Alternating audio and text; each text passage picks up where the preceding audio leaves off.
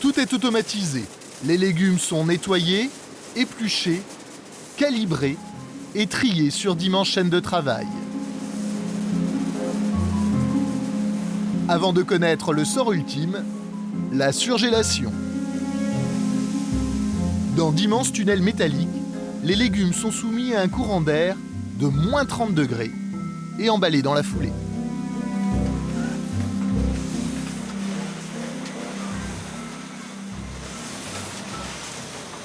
Alors, un sachet monodose de haricots verts extra fin avec un petit beurre persillé. Vous mettez ça au micro-ondes ou au bain-marie, mais surtout au micro-ondes. Vous avez un haricot vert au beurre persillé en 2 minutes. C'est un produit destiné à qui, celui-là? Ça s'adresse aux sociétés de restauration qui sont organisées en restauration commerciale.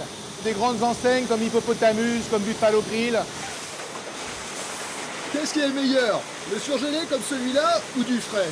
Quand on arrive à avoir un haricot frais, on arrive à le cuisiner dans les 2-3 heures qui suivent, le haricot frais est meilleur.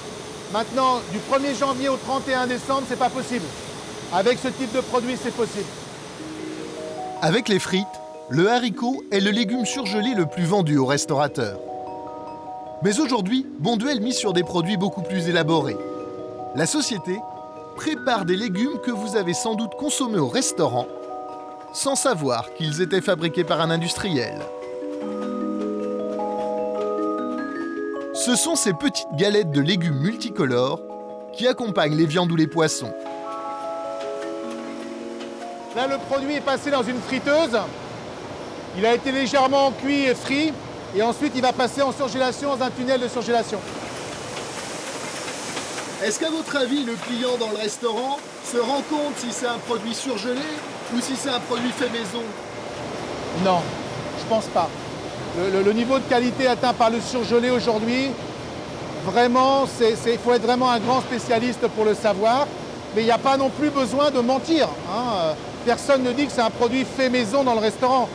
Le menu, ça va être steak ou escalope de veau avec des petites galettes de légumes. Personne ne dit que c'est maison. Mais le restaurateur ne va pas dire non plus qu'il l'a acheté surgelé. C'est pas son but, mais est-ce que c'est l'intérêt du client de savoir?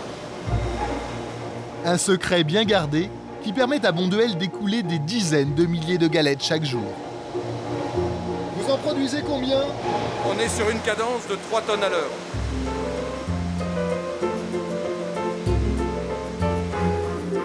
Galettes de légumes, épinards hachés, haricots verts. Chaque jour, 700 tonnes de légumes sortent de l'usine d'Estrémons pour être livrées à des restaurateurs dans toute la France.